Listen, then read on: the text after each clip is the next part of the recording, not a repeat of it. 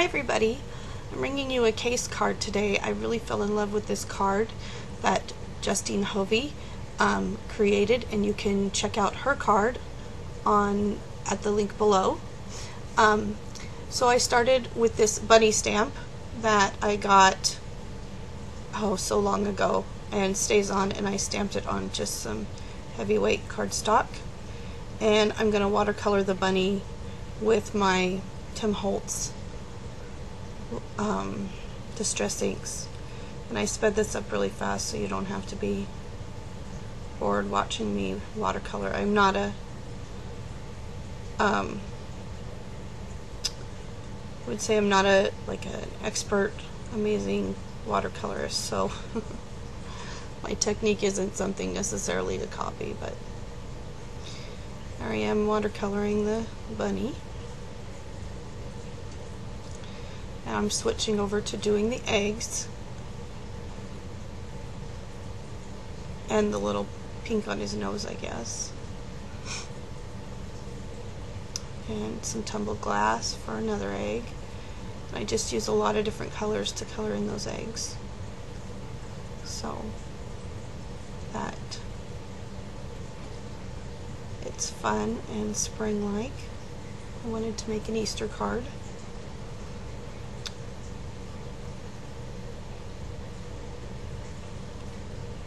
I wish I had the lemonade color rather than the straw, but I don't have the lemonade color yet.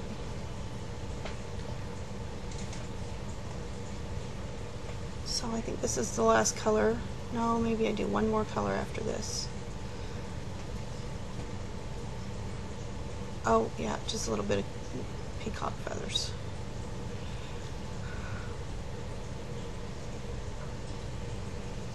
There's my finished bunny, and now I'm going to draw in the details on those eggs with my souffle pins. And if you don't know much about souffle pins, they are all pastel in color. They are very opaque when they dry. They go on kind of sheer, but they get very opaque. They will stick to anything, so you can actually color on transparencies with them, and they give kind of a glossy raised effect when they dry. So I really love my souffle pins. I think they're really fun. I have several different of the lines of Sakura pins. I also like the glaze pins. They're really a lot of fun too. So I'm just bringing up the details in those eggs with my pins. So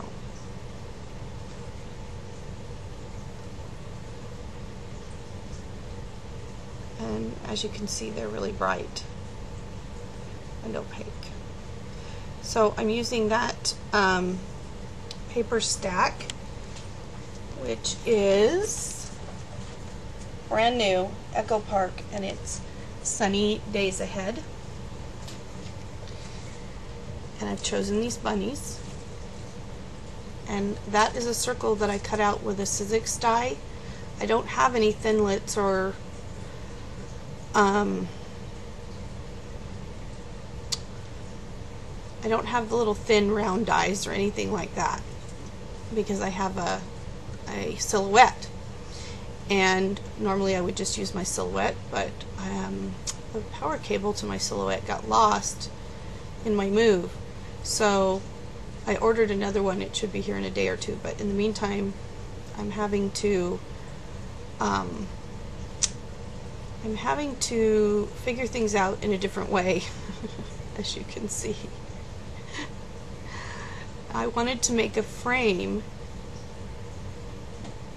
See, I don't have any nestabilities or anything like that, so I'm having to make a frame the old-fashioned way, and I sped it up quickly so you don't have to watch me painstakingly cut out these circles. Oh, I can't wait till the power cable gets here, because I could have totally done this on my silhouette really quick. But yeah, I sped this up quickly so you didn't have to. This is like 4 times. I don't cut that fast. Wouldn't that be fancy? Alright, so there's my little frame. My homemade framelit in the old-fashioned cheap way. That's probably one of the good things about it. You can totally do just about anything without expensive tools. Alright, so I'm going to see how I have that little frame around the window, and that is some watercolor paper, and I'm going to do the watercolor Justine's card. One of the things I really liked about it was it has a window, and in the window she's done a watercolor effect. Just kind of a watercolor wash like this.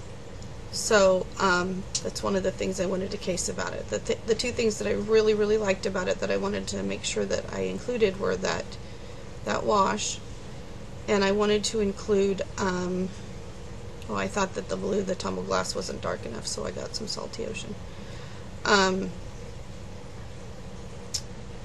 The watercolor background, and then the little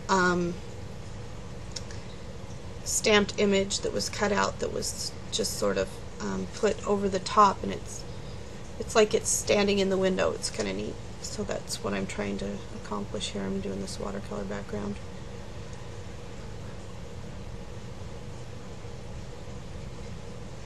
And picked raspberry. I'm almost done with the watercolor background.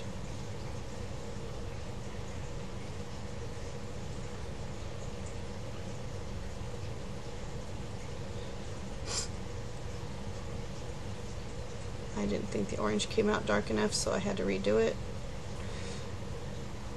And then seedless preserves. And you don't even see this part. It's kind of a neat thing though, that wash.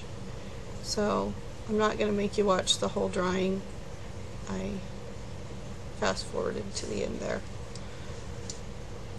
And then that's how that looks behind the window. See, the rainbow is peeking through the window.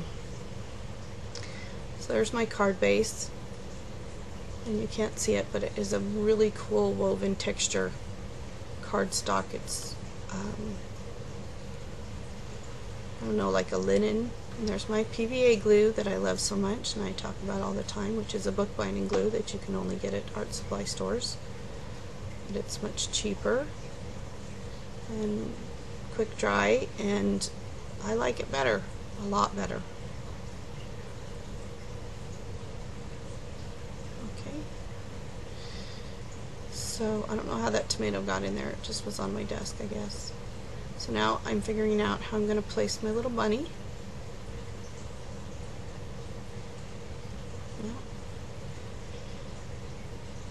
And I want to take that frame and emboss it with this new embossing powder that I got from Recollections. It's a pale blue with two kinds of, has a small glitter and a big glitter in it, and it's really pretty. So I'm just embossing that.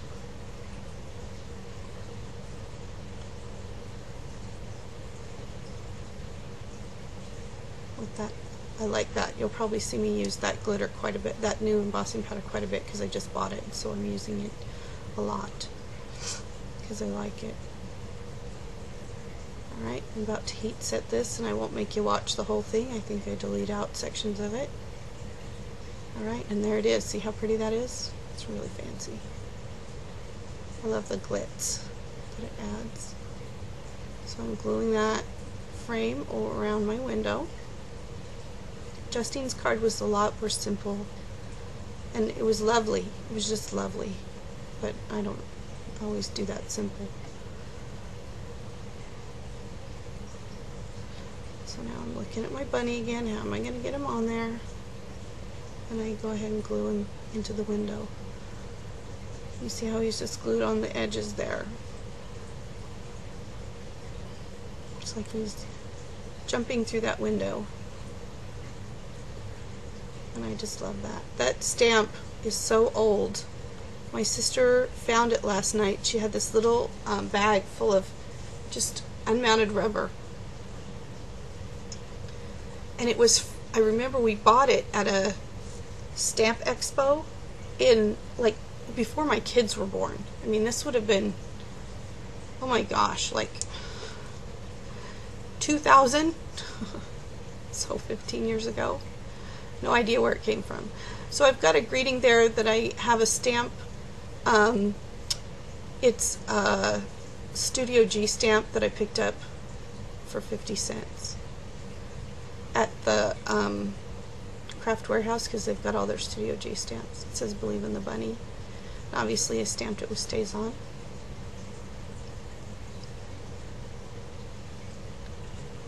And I'm popping all this up on foam dots.